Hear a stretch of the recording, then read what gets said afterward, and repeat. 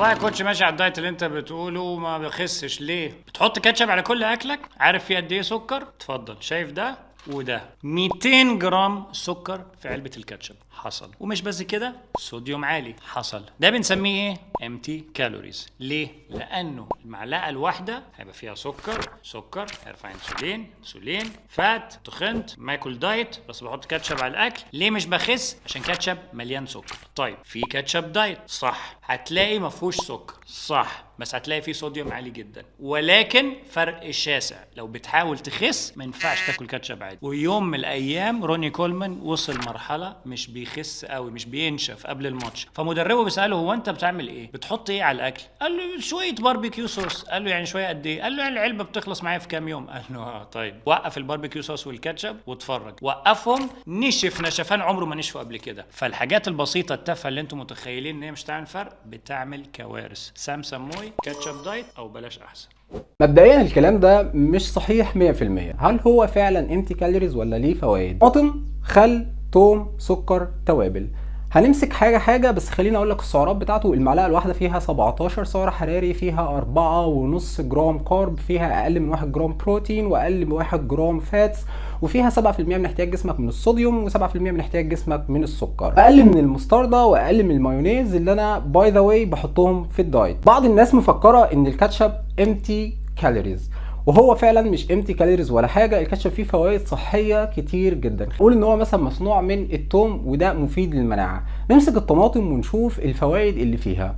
موجود في الطماطم فوائد حاجه اسمها لايكوبين، وموجود حاجه اسمها كارنايد. اللايكوبين اللي موجود في الطماطم مضاد للسرطان، مفيد لصحه القلب، مفيد كمان لمرضى السكر. الابحاث العلميه بتاكد ان الكاتشب هو تاثيره نفس تاثير الطماطم على الجسم، لاحتوائه على نسبه كبيره من اللايكوبين. اكشلي الكاتشب هو تركيزه اكتر في اللايكوبين لان بيكون فيه نسبه طماطم كتير جدا. درجه الحراره اللي اتعمل بيها وتصنع بيها الطماطم ده بتخلي امتصاص الجسم لللايكوبين اعلى بكتير من انك تاكل الطماطم لوحدها. اللايكوبين ده يعني فايدته ايه؟ يعني بيعمل ايه؟ ضاد للالتهابات وتعزيز وظائف المخ وتعزيز وظائف القلب والاوعيه الدمويه، وكمان مهم جدا لعلاج العقم، وكمان مهم جدا لعلاج قصور الخصيه اللي بتؤدي للعقم، وده عن طريق المكملات اللي بتتاخد بالبق اللي بنسميها مكملات اللايكوبين. حبوب كده بتتاخد عشان تعالج قصور الخصيه اللي بتؤدي الى عدم الانجاب او العقم. نخش في الاضرار الجانبيه اللي الكوتش اتكلم عنها، وهو ارتفاع ضغط الدم وزياده الدهون، وان انت مش هتخس عشان بتاكل كاتشب،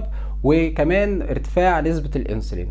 اكشلي انت كده بتاخد نص معلقه او معلقه. محدش بيخلص علبه الكاتشب في يومين، محدش معقول ان هو يخلص علبه كاتشب كامله في يومين اتنين.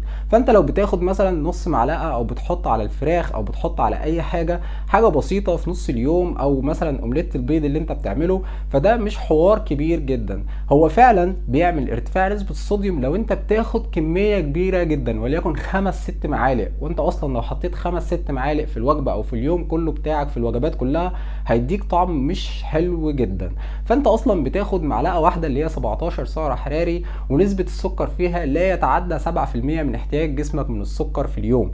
فالموضوع مش حوار خالص. تاني حاجة فعلا الصوديوم بيرفع الدم، فعلا السكر اللي فيه مش احسن حاجة، مع ان الانسولين والدهون وموضوع نزول الوزن والانسولين انا هعمل له فيديو لوحده علشان الحوار ده مزعل ناس كتير. تمام؟ وفعلا هتتصدم من المعلومات اللي هقولها. لو انت شخص برضو عندك مشاكل في المعدة زي الارتجاع او القرح في المعدة، انت لو دخلت نسبة كاتشب عالية ده بيأثر على المعدة بتاعتك، وكمان بتحسسك ان انت مش مرتاح. فانا منصحش ان انت تاخد كمية كبيرة، ولكن balance is everything.